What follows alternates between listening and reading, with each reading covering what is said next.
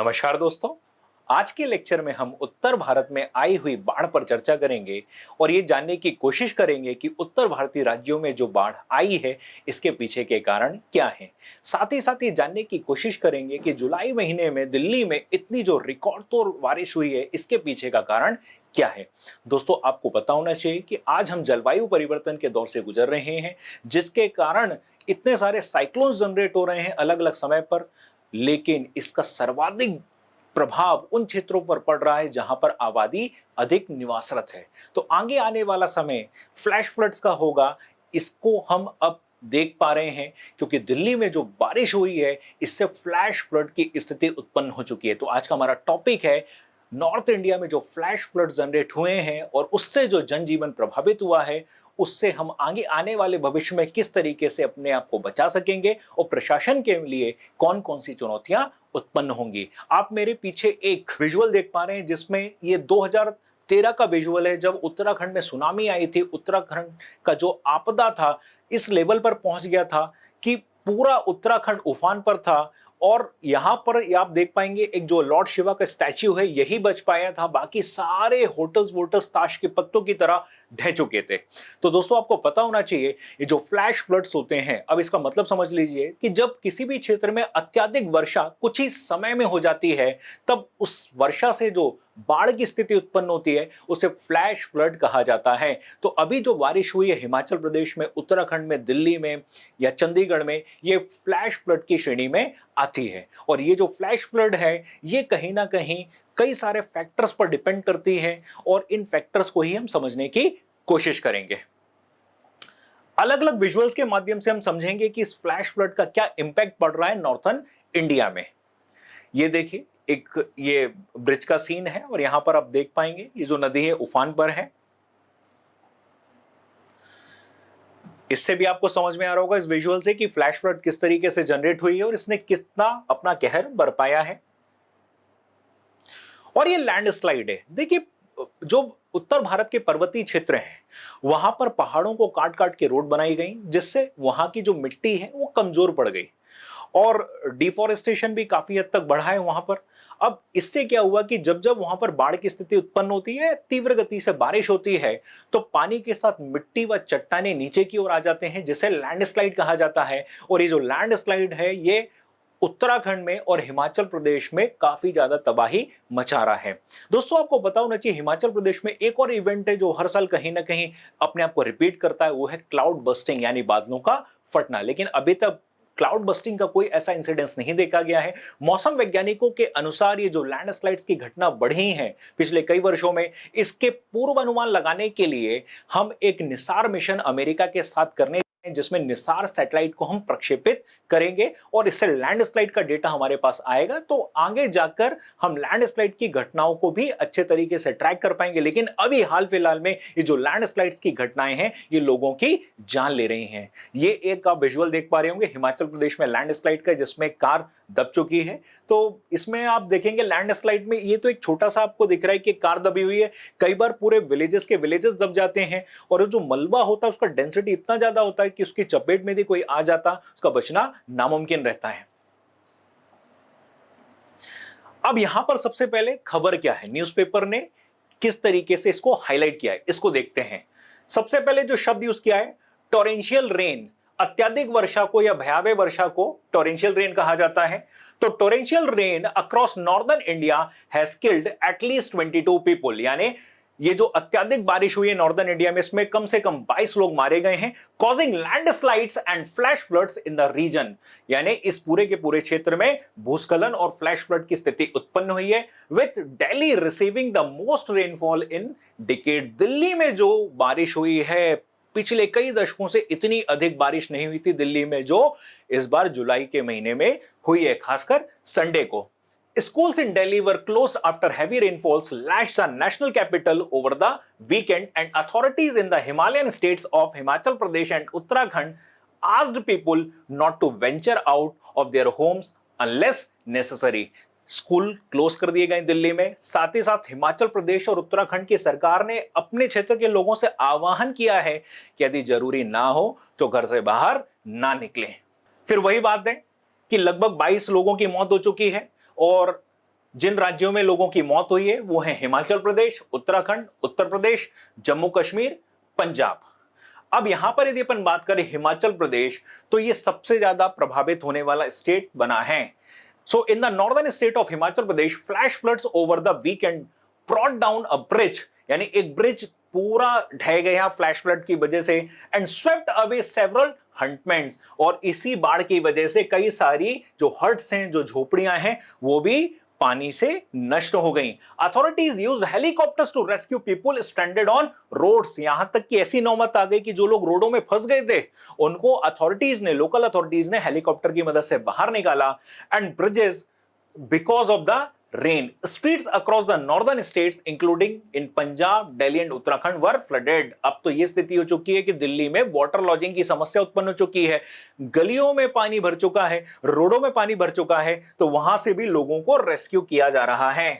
इन some areas rescue personnel used rubber rafts. दोस्तों आपको पता होना चाहिए कि कई बार जब कॉलोनियों में या कमर्शियल क्षेत्रों में बाढ़ आ जाती है एकदम से तीव्र वृष्टि की वजह से, तेज बारिश की वजह से, तो वहां पर जो रबर राफ्ट्स होते हैं, यानी प्लास्टिक की जो बोट्स होते हैं, उनको यूज किया जाता है अथॉरिटीज के द्वारा, और वहां से लोगों को रेस्क्यू किया जाता है। To rescue people stranded inside their homes, local media said please stay inside your homes because more heavy rain is expected in the next 20 to 24 hours। Himachal Pradesh chief minister Sukhvinder Singh Sukhu, Himachal Pradesh के जो चीफ मिनिस्टर है सुखविंदर सिंह सुक्खू, उनका कहना है कि आप अपने घरों में ही रहिए। लोगों से अपील कर रहे हैं क्योंकि अगले 24 घंटों में और बारिश होगी। Roads in several parts of Delhi were submerged in knee deep water, यानी दिल्ली के कई सारे हिस्सों में इतना ज्यादा पानी भर गया कि लगभग घुटने के बराबर पानी भर चुका था। On Sunday, as it was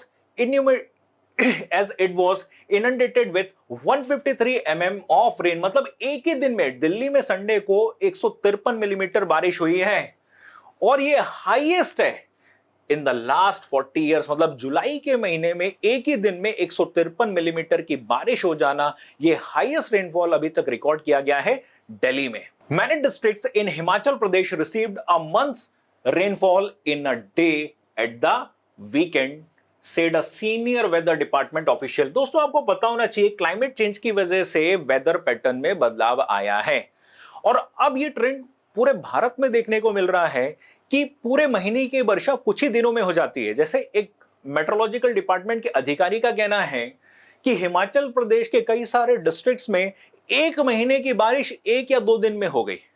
यही क्लाइमेट चेंज है, और इसी से बचने के लिए अब हमको नई नई तकनीकों को अपनाना पड़ेगा।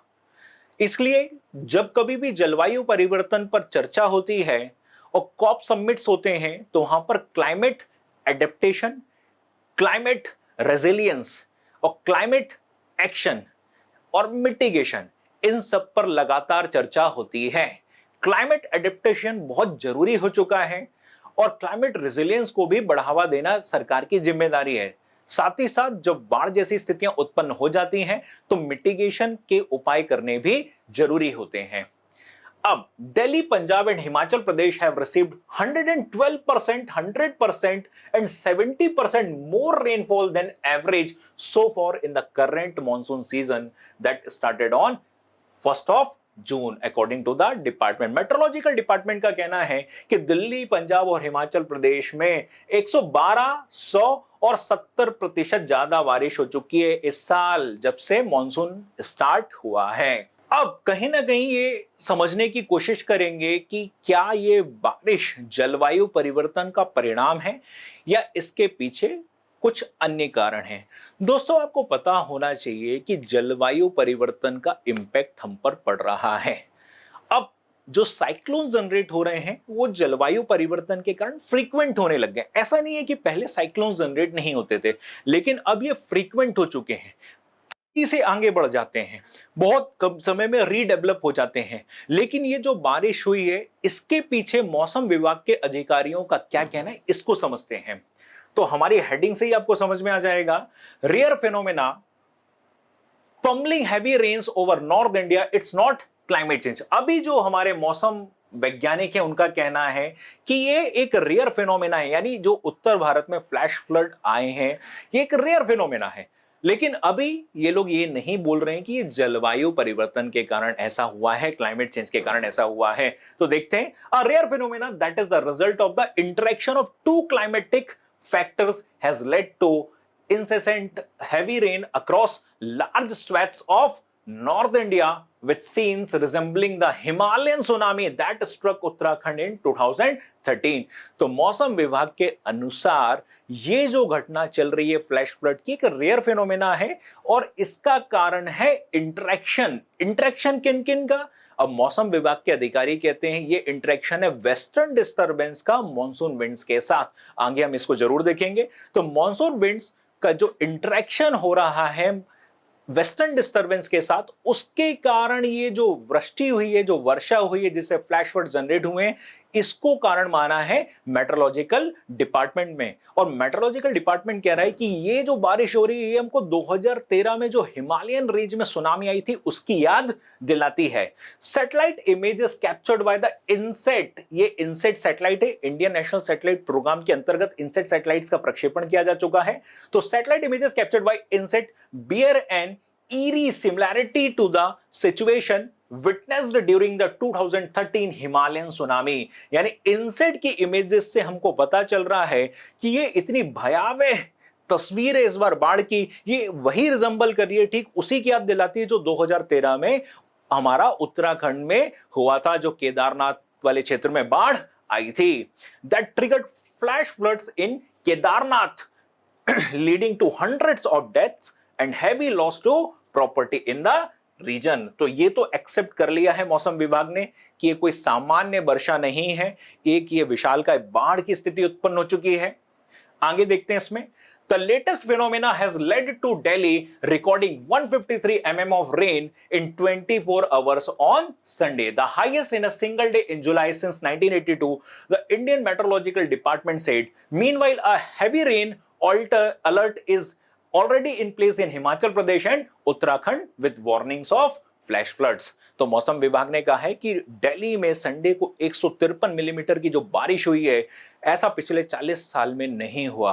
और तो और हिमाचल प्रदेश और उत्तराखंड में अगले 24 घंटों में और अधिक बारिश होने का अनुमान लगाया गया है। The Indian meteorological department confirmed that the heavy rains in parts of Himachal Pradesh and Uttarakhand is due to the interaction of the monsoonal winds with the western disturbance. अब यहां पर ये रीजन बता रहा है इंडियन मेट्रोलॉजिकल डिपार्टमेंट कि monsoon wind का interaction western disturbance के साथ हुआ है, that has created a trough above Himachal Pradesh, जिसकी वजह से हिमाचल प्रदेश वाले क्षेत्र में लो प्रेशर बेल्ट बना। और ये जो लो प्रेशर बेल्ट है, इसी की वजह से आज हिमाचल प्रदेश, उत्तराखंड, दिल्ली, पंजाब वाले क्षेत्र में भीषण वर्षा हो रही है।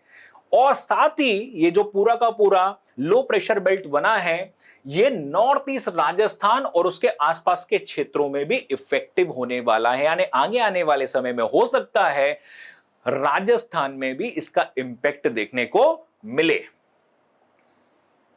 तो यहां पर यदि हम बात करें तो इस डायग्राम से आप समझ सकते हैं कि वेस्टर्न डिस्टर्बेंस किस तरीके से इंटरेक्ट हो रहा है मॉनसूनल विंड्स में। अब आप देखेंगे यहां पर ये जो डायग्राम है, ये मॉनसूनल विंड्स हैं और ये जो मॉनसूनल विंड्स हैं, ये आप देखेंगे ये मध्य प्रदेश होते हुए नॉर्दर्न पार्ट की ओर जा रही हैं। और यहां से जो वेस्टर्न डिस्टर्बेंस है, जिसका इमरजेंस या तो मेडिटेरेनियन सी से हो रहा है या कैस्पियन सी से हो रहा है,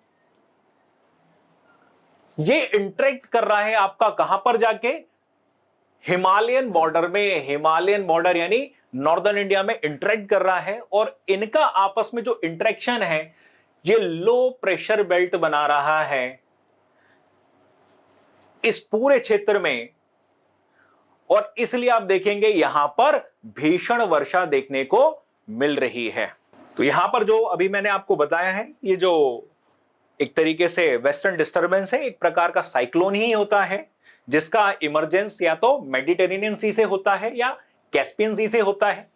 फिर ये ईरान, अफगानिस्तान, पाकिस्तान होते हुए इंडिया में एंटर करता है और इंडिया के नॉर्दर्न पार्ट को सबसे ज्यादा प्रभावित करता है। यूजुअली यदि अपन देखेंगे तो ठंड के दिनों में इसका ज्यादा इंपैक्ट होता है, और ठंड के दिनों में जो बारिश भी होती है वो वेस्टर्न डिस्टरबेंस की वजह से होती है।